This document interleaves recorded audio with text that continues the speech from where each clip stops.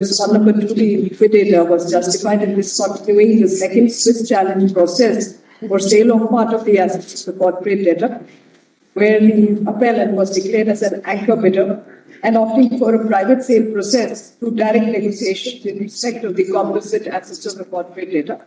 If so, was the 𝗪𝗏𝗏 justified in directing the respondent to the liquidator to restart the entire process of private sale after issuing an open notice to prospective buyers instead of confining the process to those parties who had participated in the process? We have analyzed the entire statement and obvious of the 𝗖𝗵𝗍 and the enactment in Chapter 3 of which deals with the liquidation process right from the stage of initiation of liquidation till the stage of dissolution of the corporate debtor, and have concluded that the impugned judgment passed by 𝗪𝗏𝗏, to the extent that it has modified the order dated 16th August 21, passed by NCLT, and directed restraining of private sale process is what shall set aside. In our opinion, the private sale process of the corporate assets of the corporate debtor should be taken further by the respondent to the liquidator without losing any further time and be concluded at the earliest. All the eligible bidders who have made earnest money deposits would be entitled to participate in the negotiations to be conducted by the liquidator for privately selling the consolidated assets of the corporate debtor. The process of negotiations that are commenced on 24th August 21 shall be taken to a logical end and brought to a closure within 4 weeks from the date of passing of this.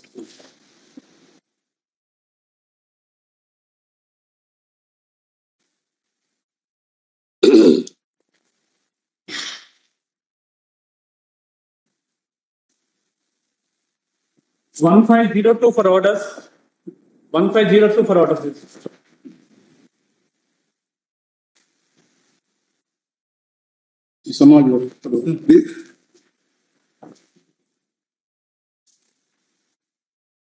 The consent of the original petitioners and the monitoring committee merit due consideration of this court.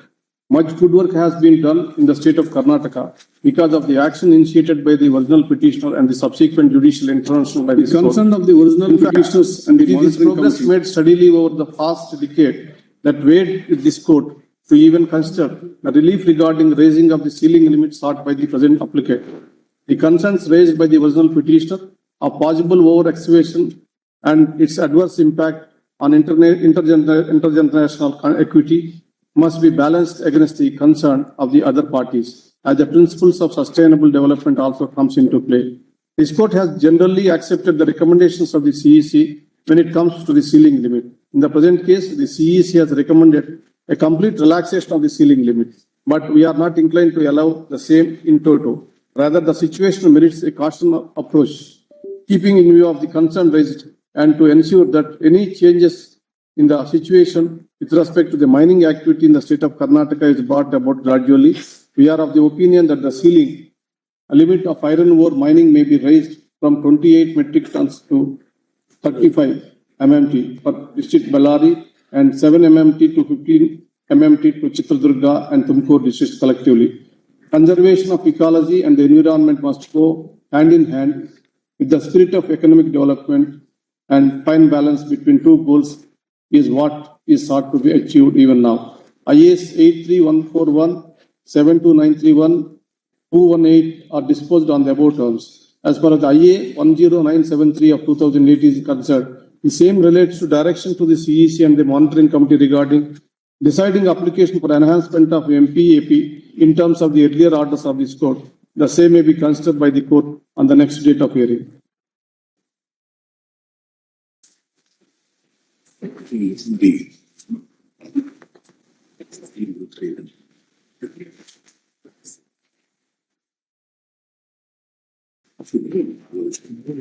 Maybe there's a 15. 1503. 1503.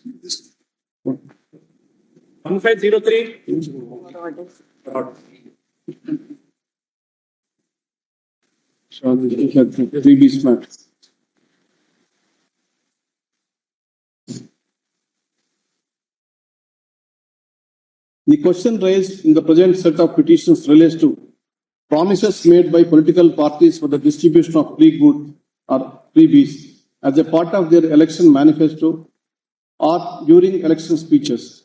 The main contentions of the petition is that such pre-election promises, which have a large-scale impact on the economy of the state, cannot be permitted. The petition submits that such pre-election promises are being made by political parties without any assessment of the financial implication on the state is nothing but an attempt to attract the vote bank. This goes against the spirit of reasonable electioneering and is adversely affecting free and fair elections. This severely affects the level playing field between the different political parties. The money that is being paid by the taxpayers is ultimately being misused for political parties, candidates to gain or retain power.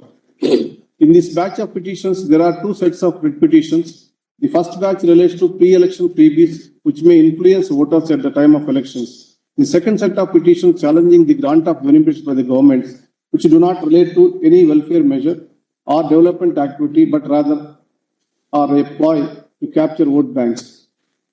The land solicitor general responded, and thereafter the election commission, additionally some other implicit respondents and all that. And ultimately, freebies may create a situation where the state government cannot provide basic amenities due to lack of funds, and the state is pushed towards imminent bankruptcy. In the same breath, we could remember that such freebies are extended, utilizing taxpayers' money only for increasing the popularity of the party and electoral prospects. We have considered the issues raised in this batch of writ petitions from various angles, as well as the stands taken by the Union of India, Election Commission of India, and some political parties who have filed intervention applications before us. There can be no denying the fact that an electoral democracy such as us, the true power ultimately lies with the electorate. It is the electorate that decides which party or candidate comes to power, and also judges the performance of the said party or candidate at the end of the legislative terms during the next round of the elections. It is also necessary to highlight herein the point raised by some of the interveners that all promises cannot be equated with freebies as they are related to welfare schemes or for the public good. Not only are these issues a part of the directive principles of the state policy, but are also responsibility of the welfare state. At the same time, the worry raised by the petitioners herein that under the guise of electoral promises, physical responsibility is being dispensed with must also be considered.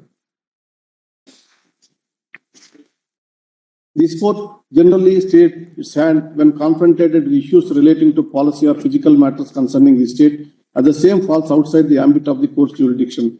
Initially, with the objective of initiating a discussion about the issues highlighted, we are of the opinion that it might be appropriate to constitute an expert body to prepare a report or white paper which could suggest a way forward.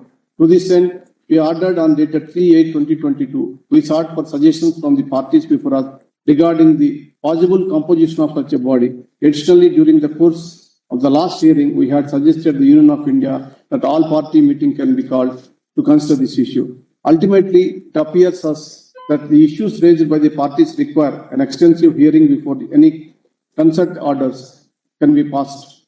Certain preliminary issues that may be need to be deliberated upon and decided in the present set of petitions as follows. What is the scope of judicial intervention with respect to the relief sought in the present batch of petitions? Whether any enforceable order can be passed by this court in these petitions? Whether the appointment of commission expert body by the court would serve any purpose in this matter? Additionally, that should be the scope and composition and powers of the said body. Apart from the above preliminary questions, many of the parties before us also submitted a judgment of this court in 𝗬𝗺𝗓 Balaji requires reconsideration. 𝗬𝗺𝗓 Balaji, this court was called upon to determine whether the pre-election promises amount to corrupt practices on Section 123 of the Representation of the People's Act. The court in that case held that such promises do not fall within the ambit of corrupt practices as specified under Section 123 of the Representation of the People's Act, and issued direction to the Election Commission of India regarding framing of certain guidelines in the absence of any legislative enactment covering the field. Looking at the complexity of the issues involved and the prayer to overrule the judgment rendered by two-judge bench of this court, 𝗬𝗺𝗓 Balaji, we direct listing of the set of the petition before the three-judge bench after obtaining the order from the Honorable Chief Justice. List of the after 2 weeks, subject to my Lord's leisure. 4 weeks. 4 weeks.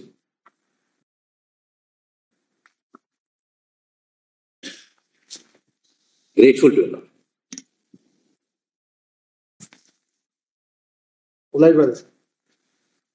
Very grateful, Your Lord.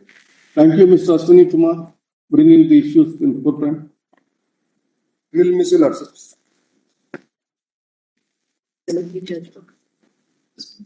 Ashwini Kumar, ML Sharma. Sharma is not there. 1504. 1504. Yes. For the aforesaid reasons, we concur with the findings returned in the impugned judgment, which is upheld. The appellant state government is directed to take necessary steps to process the allotment of the subject land in favor of the respondent company within 4 weeks from today.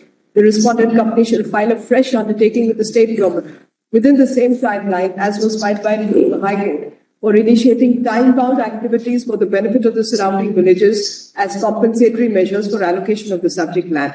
The appeal is dismissed while leaving the parties to bear their own expenses.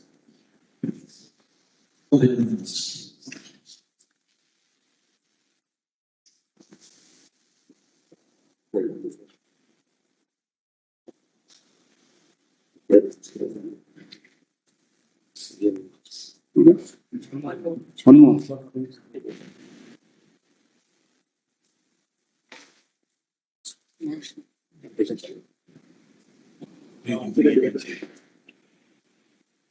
One five zero five.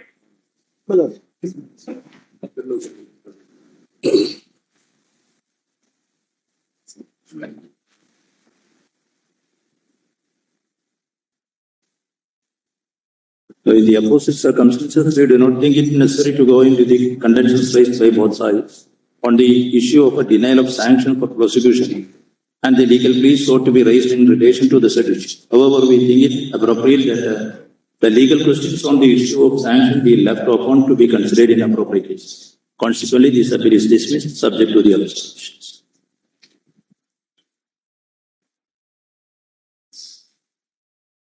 Left the question of law.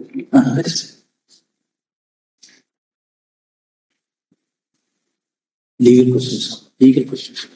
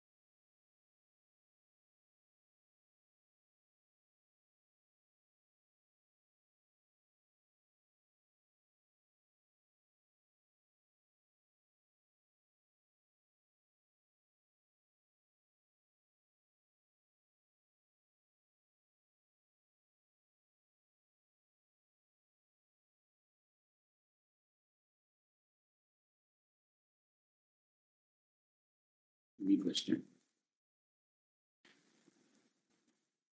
Was extended in the batch matter. The Lords have mentioned the date, and that is only the first matter. So, other interim protection, other cases are not extended. Just date has to be removed. Small correction is there. Date? What date? The Lords have extended the interim protection in the batch matter. 4 weeks extended. Yes, my Lord. So, actually, the date was mentioned only for the first matter. So, all other matters, actually, the date has to take this order. All the batch. Has to be removed. Item 1. Please, Your Lord. This IA is for fixing up the main matter for final hearing, Your Lord. If the matter is pending since 2010, serial number 1. No, I'm not sure. All right, 3rd week of September. Item 2. Item 2, Lordships, this appeal is of 2011, and if Lordship so pleases, would Lordship be able to be kind enough to pass an order in terms of page 17 of the application? It's 5 judgment matter. Page 17. No, it's a 5 judgment matter. No, it's not a 5 judgment matter. It's a division bench matter. Then why this was allowed by the... No, actually, this matter was heard, then it again went off listed, then it came back. If Lordship so indulges an order in the nature of page 17, we'd be very grateful. Since 2011, we have got a decree, but we have not been able to execute it. I'm so grateful. It's been a pleasure to appear before your Lordship all the time. Thank you. And we wish you a very, very happy retired life. Thank you. Thank you. And also a very warm welcome to Justice Lalit. Thank you. Grateful wishes. Item 3. Application for early hearing. All right, expedite. Please. Item 4. Well, this prayer is on the application of Supreme Court Legal Services Committee. This is an appeal for the legal and 2014. All right, we'll expedite the hearing 2014, maybe sometime in November. 5. Item 5, my lords, your lordships had at page 11 granted a date earlier, my lords. If your lordship could grant any date, the Chief Justice of India and the Chief Justice of India. The request, Lord, I'm a co-appellants 1, 2, 3. September. Grateful, your lords. 6. I am for the respondent, my lord, 3 and 4. All right, expedite. Lord, may I say just one line, Lord, because I am the one of the luckiest member, my lord, of this bar who appeared on the very first day of your lordships and even on the last day, but still we will miss all of you. Thank you. Coming all the way from a remote place, appearing for your lordship was an immense pleasure, my lord. Thank you. Thank you. Item 7. May it please your Lordships, this is an application for early hearing, my Lords. Your Lordship is directed by application by the petitioner, but first I'll support their request for this matter to be listed. All right. After 4 weeks. Can I also add a word, Lords? We are so sorry, we are going to miss you, but so excited also to have this. My brother is there. Don't worry. Yes. Grateful, madam. Item 8. Hello, this is an application for early hearing. Hello, the issue here is that despite there being a division bench order in my favor, because of order of the collector, every All right, expedite. I'm obliged. Item 9. Lordship, this is an early hearing application in which previously also there is a direction for hearing to be expedited. My lords may keep. All right, post sometime in September. Oblige. Lovely. Item 10. All right, expedite.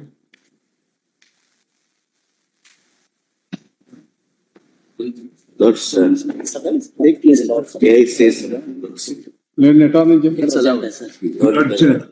Your Lordship's biological family is sitting, my Lord, on this side, but your Lordship is a karta of a larger family, which is, my Lord, on this side. Lord, on behalf of the learned Attorney General and on my behalf, I thank your Lordship for being an excellent karta, my Lord, of our family, the larger family.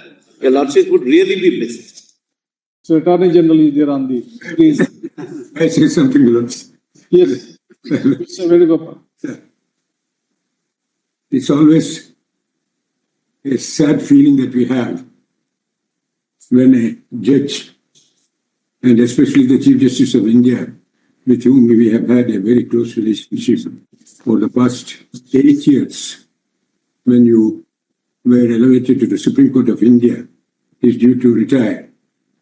And to me, it's difficult to reconcile myself to the feeling that the young and dapper person who is sitting there is now going to retire fully from the judiciary without at a very, very young age.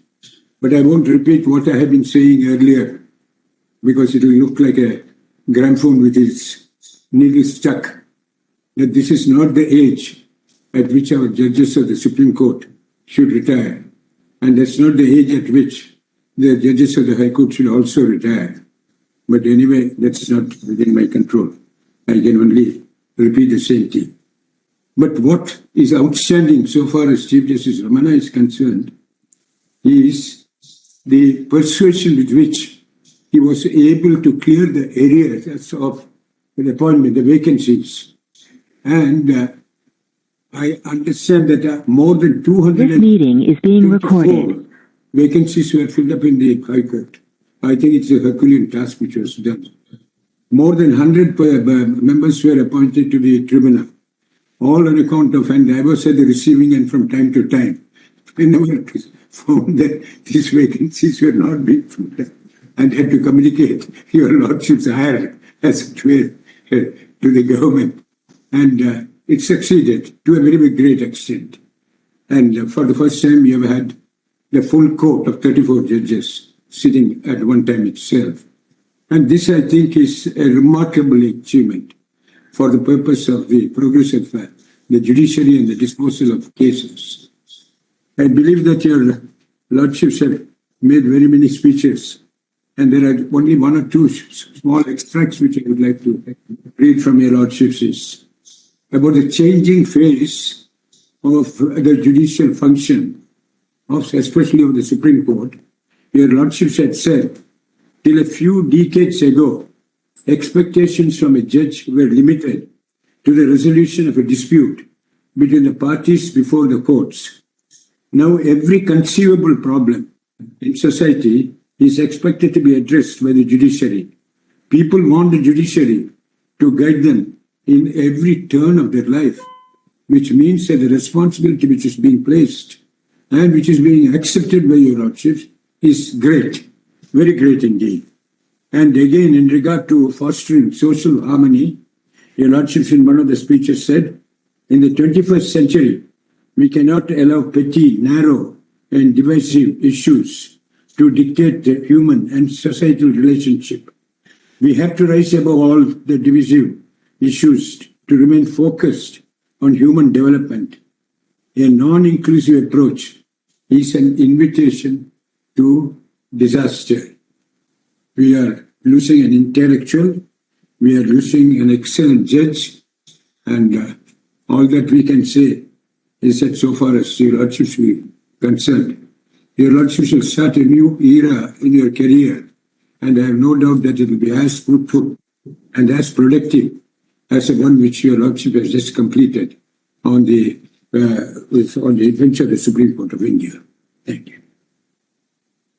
Lord, on the bar, Lord, I would like to make a very special mention because your lordships have been extremely nice to the bar. So in that sense, it will be a great loss to all of us. We have actually been benefited by your lordship's tenure in so many ways. Not only have your lordships taken care of us as part of the same family, treated us like your own family members, your lordship have also ensured that the prestige of this institution is also maintained, and a clear signal has been given that this court means business, this court will uphold the constitution, this court will ensure that the constitutional rights of the people are never compromised. Lord, I joined the learned Attorney General. He would be about, I think, 27, your lordship senior, and still working.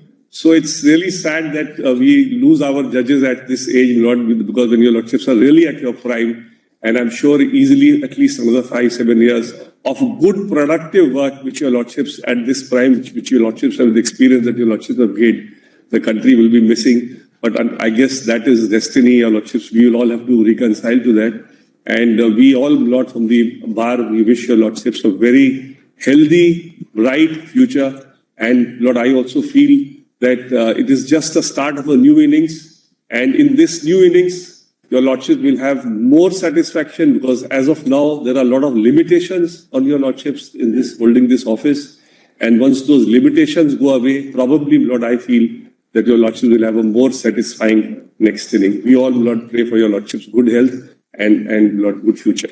My Lord, we have personally seen, my Lord, we have personally seen, my Lord, that meeting and accepting each and every demand of the bar. We have seen, my Lord, that now the waiting area, this utility launch, even, my Lord, this parking area, then this auditorium. Each and every demand of the bar was accepted, my Lord, by my Lords. And we are really grateful that whatever we expect from any Honorable Chief Justice of India, that was fulfilled. Any corner of this premises, we go, we will find somewhere where my Lord's impact is there. We are really grateful and we wish all the best. You are not going to retire. Knowing you well, we feel that you are going to serve in the future and you will contribute more for the nation. Thank you. Yeah, I complete 50 years in the Supreme Court this year. And I've seen many Chief Justices come, many Chief Justices go. And the learned solicitor mentioned about your biological family and the family at this side, but there's another family that you take care of. That's on that side. The family of judges. You have taken care of that family very well. And I tell you why.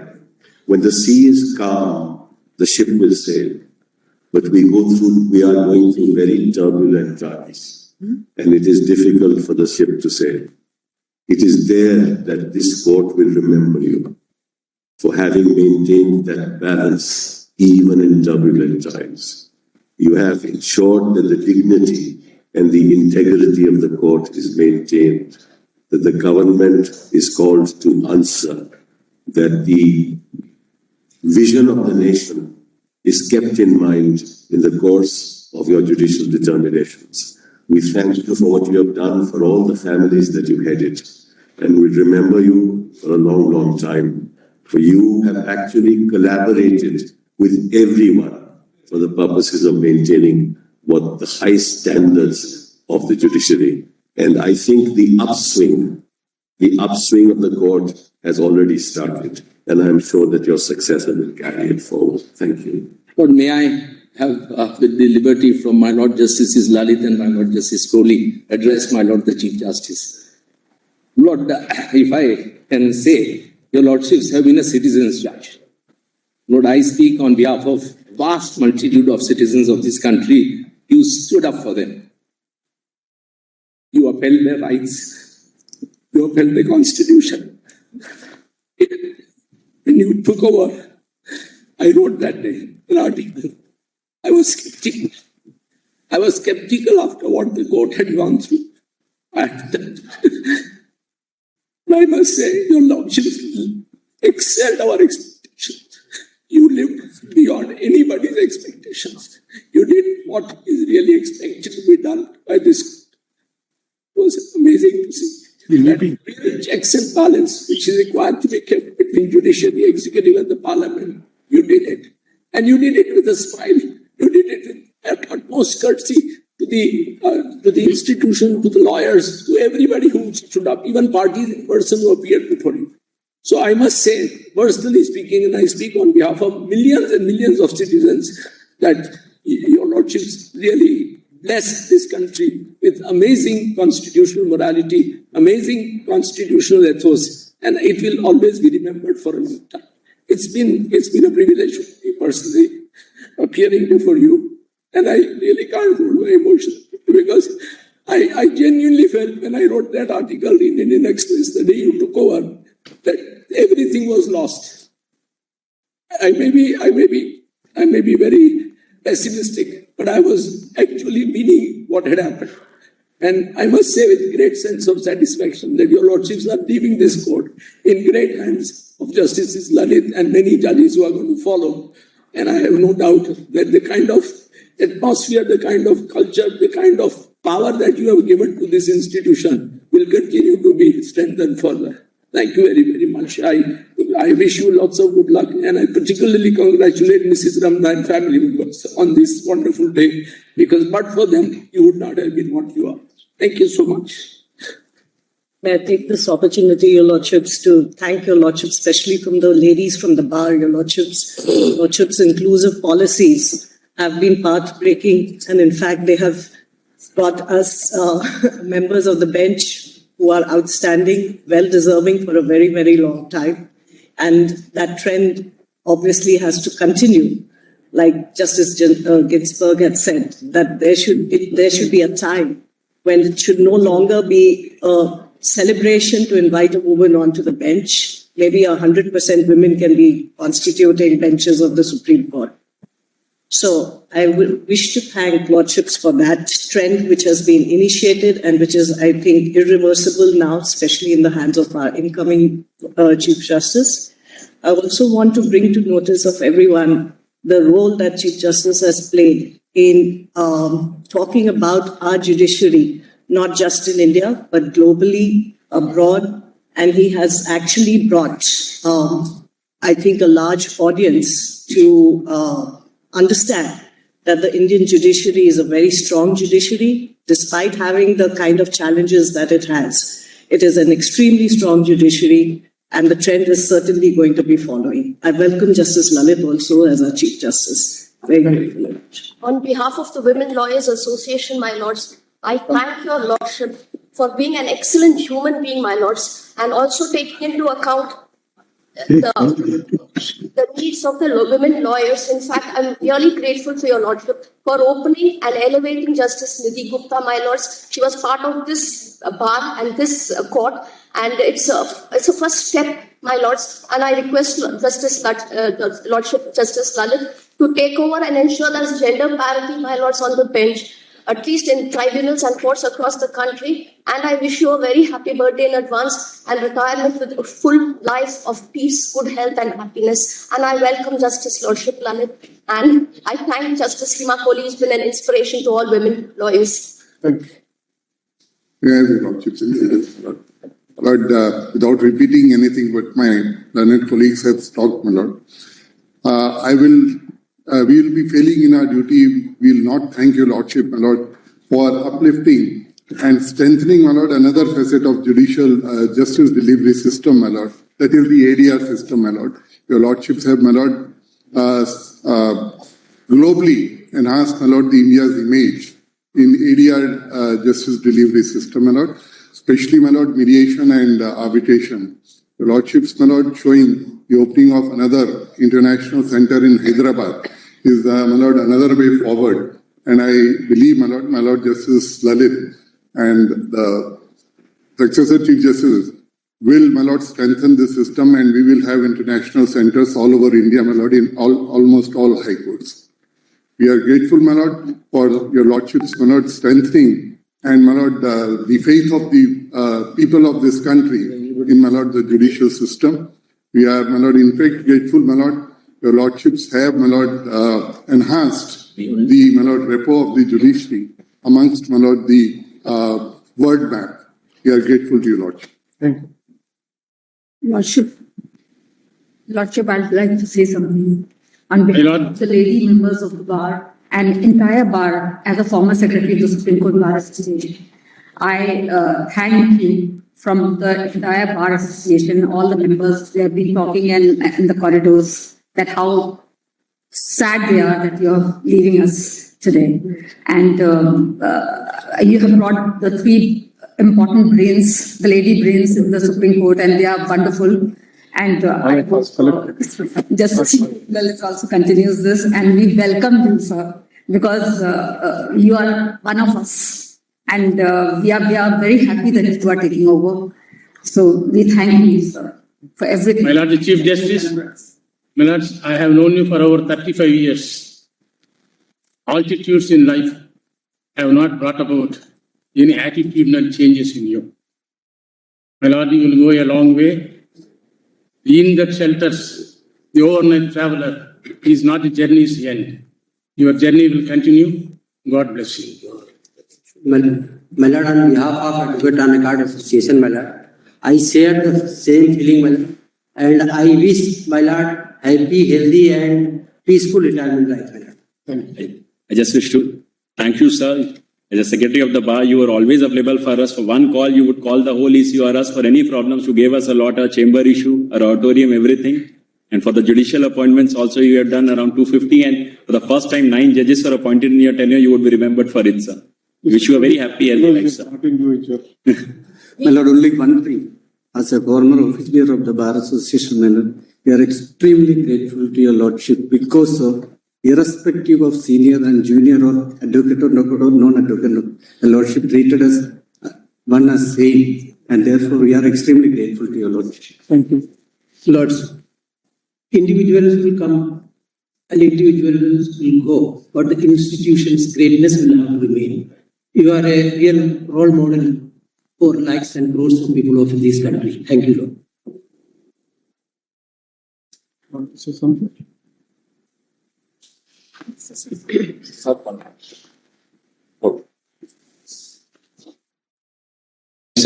Balraj Malik, on behalf of Supreme Court Lawyer Forum, Your Honor, we are very happy and thrilled. And I am speaking on behalf of the Supreme Court Lawyer Forum, especially for thanking our Chief Justice, who is retiring today. We are so thrilled that Indian population of this country read the most and most news regarding your statements in the newspaper. Because people of the country see always toward the judiciary most nowadays. Even from all organs of the government, the most important organ is our judiciary, and we appreciate unanimously, Your Honor, that you got 100 out of 100 as per our points. And sir, 1 more minute. I appreciate the sentiments of Mr. 𝗪𝗶𝘀, Senior Advocate, fully endorse the sentiment of 𝗪𝗶𝘀, sir. And only this time, Supreme Court Lawyer Forum speaking something for a Chief Justice, and that's Chief Justice, you are, Your Honor. We welcome you, and we are welcoming the new coming Chief Justice Lalit sir also. And we would like even that what Chief Justice of this country is speaking, the most people of this country always read, even not reading what Prime Minister or other people are saying, but what Chief Justice and Judiciary of this country is saying, that is most important for this country. Thank you very much. I share the sentiments which have been expressed by every one of you. But another dimension to be added to, from our side, as Mr. 𝗔𝗂𝗧 mentioned, the other family. And I must tell you that for last almost about a year or so, 3 of us in the collegium led by the Honorable Chief Justice, we have relentlessly went through every recommendation which came, considered it, and from our side, take that job as expeditiously as possible. And as the learned acquisition mentioned, more than 250 vacancies were filled up during this period, which is 1 year. If you consider the total strength of the judges in the High Court, it is almost 1/3 of that. So 1/3 of the present strength was actually filled up in last 1 year. And the credit goes to it was the mission board which was actually what the Chief Justice had decided for us. And that's what is the greatest contribution that one can always remember. Tomorrow a day will come when perhaps a large number of judges in this court would be judges who were appointed during that period of hunger. And that's the contribution. That's only one facet of the contribution. There are a number of them and what has been mentioned by Mr. Ravi, and I can understand why he got so emotional about it. So that's the contribution, that's the level of contribution, and that's the level at which thus says 𝗧𝗵𝗂𝗂𝗧𝗺𝗓𝗂𝗧𝗵𝗂 is. Thank you. Brother Justice Lalit, Sister Justice 𝗓𝗵𝗂𝗧𝗺, 𝗓𝗶𝘀𝗃𝗃 Attorney General, 𝗧𝗺𝗺𝗵𝗂 Solicitor General, 𝗓𝗏 President, Office Bearers, and other members of the Supreme Court Bar Association, Manoj Kumar Mishra, President and Office Bearers of this Forum, Senior Advocates, members of the Bar, ladies and gentlemen. I am extremely grateful to all of you for being very generous and kind to me in your words. Today, I bow down to all those who helped me to evolve into what I am today. I am fortunate enough to be part of this great institution for 22 long years and am demitting office with utmost content. Since the bar is hosting a farewell in this afternoon, I would like to touch upon only a few issues concerning the bar and bench now. Indian judiciary has grown with time and waves of democracy. It cannot be defined or judged by one single order or judgment. At all times, the majesty of this great institution shall be protected and defended by both the bench and the bar. Unless the credibility of this institution is protected, being the officers of this court, you cannot command respect from the people in the society. The elect and participatory bar can alone strengthen the judiciary. Because of your efforts and cooperation, the country's progressive jurisprudence evolved. We have to admit the fact that dependency is a huge challenge before us. I must admit that issues of listing and posting of matters is one of the areas on which I could not pay requisite attention. I am sorry for that. We are busy in firefighting on all the days. On day-to-day basis, we work. All sides are equally contributors for this problem. The only way out for this is to reform the functioning of the system.